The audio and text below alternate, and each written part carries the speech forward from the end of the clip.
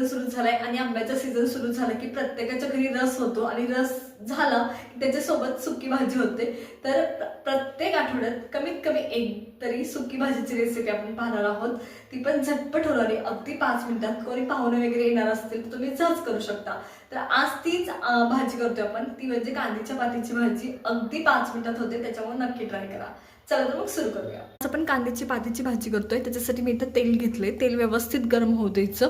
ते व्यवस्थित गरम झालं की थोडीशी जिरी ऍड करायची।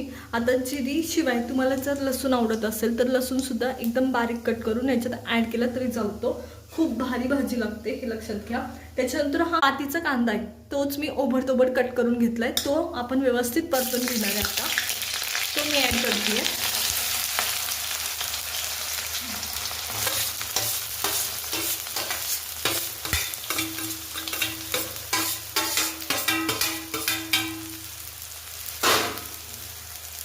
तर हाच कांदा वापरला ना तुम्ही, म्हणजे पातीसोबत जो पाठीमागं असतो तो, पातीला असतो तो, अप्रतिम भाजी लागते, टेस्टी लागते, हे लक्षात घ्या।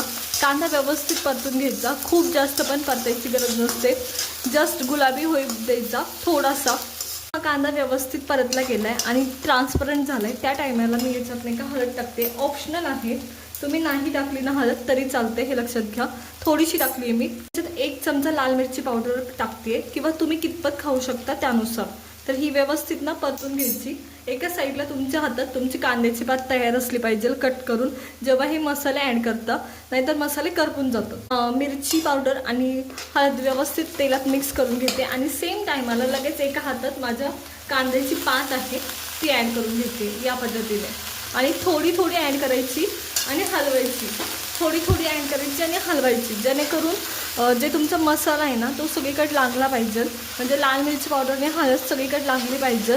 आणि कांद्याची पात प्रत्येक म्हणजे पातीचा कण ना कण हा तेलात परतला गेला पाहिजे, त्याने अप्रतिम टेस्ट लागते भाजीची, ओव्हर कुक पण नाही होत। आणि कधीच कांद्याची पात मेथीची भाजी ओव्हर कुक नाही करायची, त्याने ना चव जाते भाजीची, त्याच्यामुळे। तर इथं हे मी आधी थोडंसं हलवून घेतलंय। आता मी राहिलेली शिल्लक भाजी पण, सगळी भाजी राहिलेली ह्याच्यात ॲड करून घेते, या पद्धतीने। आणि ही सगळी आता आपण परतून घेतोय कंटिन्युअसली।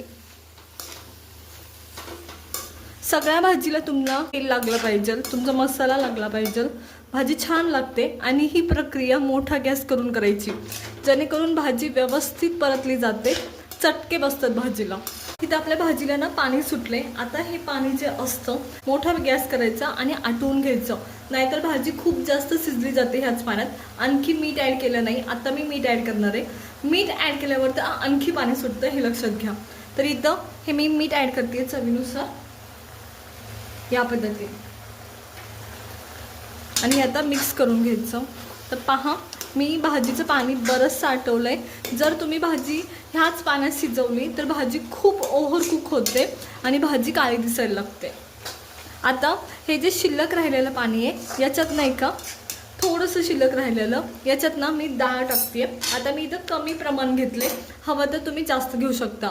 इथं मी 2 चमचे ही मुगाची डाळ घेतली। मुगाच्या डाळीऐवजी तुम्ही हरभऱ्याची डाळ वापरू शकता, मटकीची डाळ वापरू शकता, चालते। हरभऱ्याची डाळ मात्र शिजायला थोडासा वेळ जास्त लागतो, मटकीची आणि मुगाची लवकर शिजते, म्हणजे व्यवस्थित भाजीला जेवढी शिजायला पाहिजे तेवढी ती शिजते। आता ही डाळ नाही का या पद्धतीने भाजीने कवर करायची आणि झाकून घ्यायची पूर्ण, जेणेकरून भाजीच्या पाण्यात आणि भाजीच्या वाफेतच ही डाळ शिजते आणि करपली सुद्धा जात नाही, चिटकट सुद्धा नाही, खाली खाली पाणी होतं, हे लक्षात घ्या। आणि आता याच्यात ना आपल्याला गरजेनुसार शेंगदाण्याचं कूट, दाण्याचं कूट ॲड करायचं आहे। हे दाण्याचं कूट ना मी खूप मोठं वाटलंय ना खूप बारीक। दाण्याचं कूट हे भाजीच्या वरतीच का टाकलं मी तुम्हाला सांगते। जर तुम्ही भाजीत दाण्याचं कूट जेव्हा मिक्स करता तेव्हा ते दाण्याचं कूट आतमध्ये करपलं जातं भाजी शिजेपर्यंत, वाफ काढेपर्यंत भाजीचं, त्याच्यामुळं दाण्याचं कूट हे भाजीच्या वरती टाकायचं। तर चला, आता मी हे 5 मिनिटं झाकणार आहे आणि वाफ काढून घेणार आहे। तर चला वाट पाहूया 5 मिनिटासाठी। भाजी शिजायला ठेवून 5 मिनिटं झालेत, मी तुम्हाला काढून दाखवते कशी झाली आहे। तर पहा, आता भाजी ओव्हर कुक नाही करायची, हे लक्षात घ्या। आता ही भाजी मिक्स करायची, सगळं गॅस मोठा करायचा। जर पाणी शिल्लक असेल तर भाजी शेंगदाण्याचं कूट ते पाणी पिऊन घेतं, म्हणजे शोषून घेतं आणि भाजी एकदम मोकळी मोकळी असं तयार होते. आणि डाळसुद्धा बघा व्यवस्थित शिजली जाते, त्याच्यामुळे डाळसुद्धा अशी टाकायची. आणि पहा एकदम मोकळी सूत अशी ही आपली कांद्याच्या पातीची भाजी तयार आहे. तर इतकी साधी सोपी आहे. किती घाई असेल तर तुम्ही करू शकता, कोणी पाहुणे आले तर त्यांच्यासाठी पण करू शकता, त्याच्यामुळे नक्की ट्राय करा. तर चला साईडला काढून घेऊया. मग पहा इथं मी साईडला काढून घेते ही कांद्याच्या पातीची भाजी. आणि पहा गरम अशी ही कांद्याच्या पातीची भाजी तयार आहे. अप्रतिम झाली आहे. तर पहा हिरवी हिरवी दिसते आणि काळी पडलेली नाहीये. तुम्हाला दिसत असेल तर अशा पद्धतीने करायची, जेणेकरून भाजी ओव्हर कुक होत नाही आणि पूर्ण भाजी संपेपर्यंत असाच ग्रीन कलर राहतो. तर चला मी सगळी भाजी अशीच काढून घेते. तयार आहे एकदम झटपट अशी आपली कांद्याची भाजी. एकदम ग्रीनिश आहे, अगदी सुरेख दिसत आहे. त्याच्यामुळे नक्की ट्राय करा. आवडली असेल तर लाईक करा, शेअर करा आणि सबस्क्राईब करा.